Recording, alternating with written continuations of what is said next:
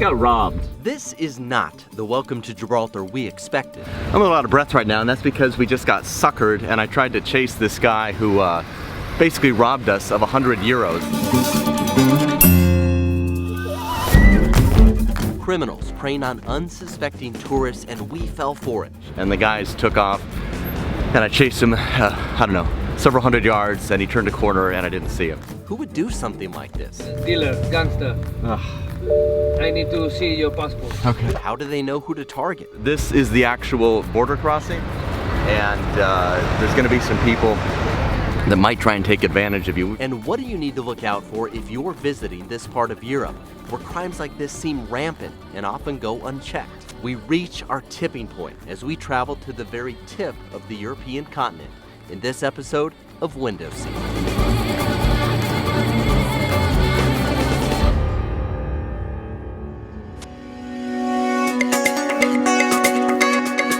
In our quest to reach every country on the European continent, it was finally time to check off the ever-elusive Gibraltar. At the narrow mouth of the Mediterranean Sea, surrounded by Spain and just a few short miles from the African continent, this tiny British territory, capped by its namesake rock, is just 2.5 square miles in size, but massive in its history and relevance.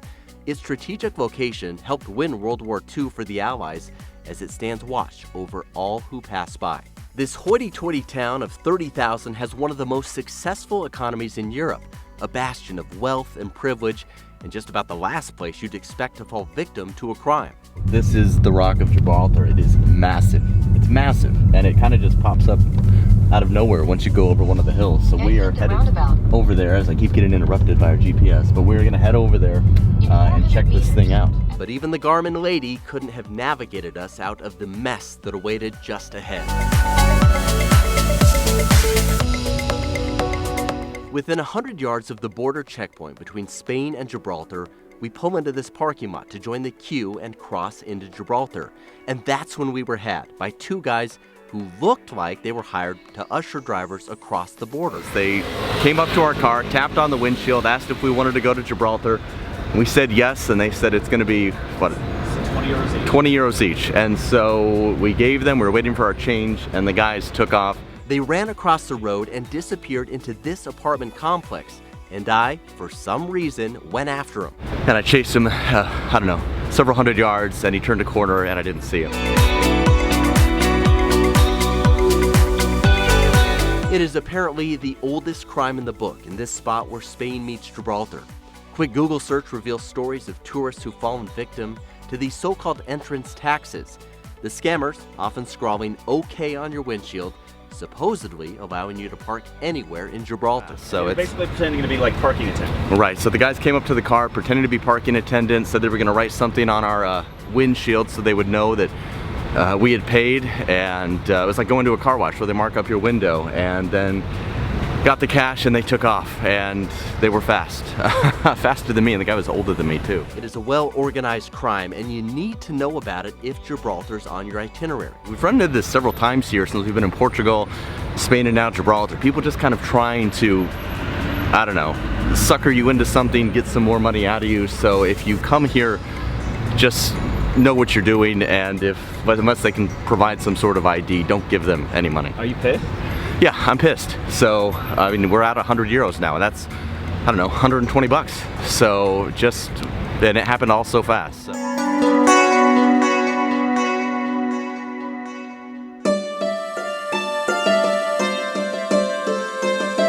Now look, we're not trying to sully Gibraltar's sterling reputation, and it's important to note the scam perpetrated on us technically happened across the border in Spain. But as we set out to explore this tiny British territory, it was hard to get past what just happened. The place is really trying my patience today. So what are we doing now?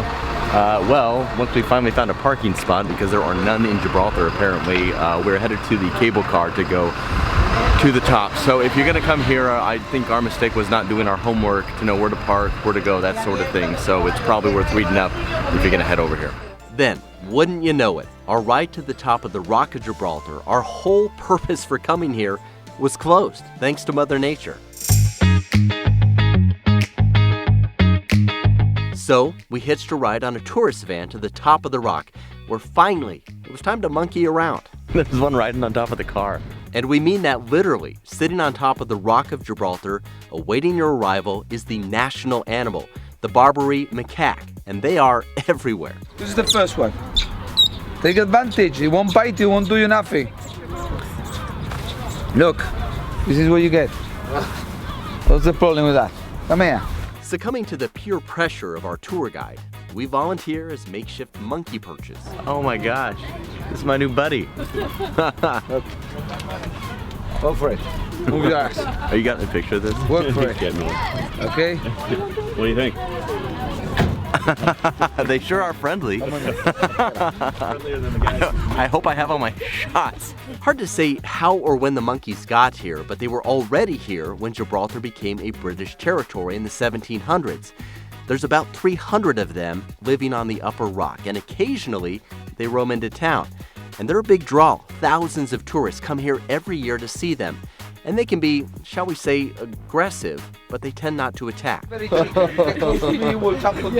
my gosh. What happened? Well, I was trying to get some video of my buddy here.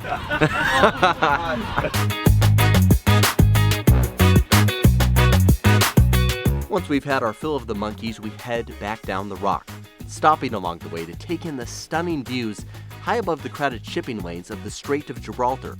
Below us, the high-dollar high-rises of the wealthy few who actually live here, many of them working in banking and finance, living a most charmed life in a very charming place. Well, mostly charming.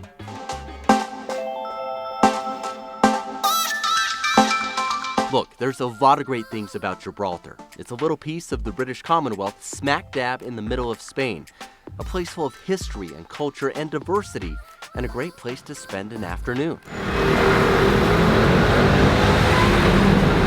And we ended up having an unforgettable day as we checked off yet another far-flung spot in our quest to visit every place on the planet. The important lesson as we head out of town and back into Spain, where we were just scammed about an hour ago: don't let the unexpected ruin your day. So, I think Gibraltar and I got off on the wrong foot. I mean, yes, we got scammed out of 100 euros and parking is hard to come by, but eventually we did meet some really cool people, and it is beautiful. I mean, if you just look at it, it is absolutely gorgeous. It is majestic. It is something to definitely check out if you're over here.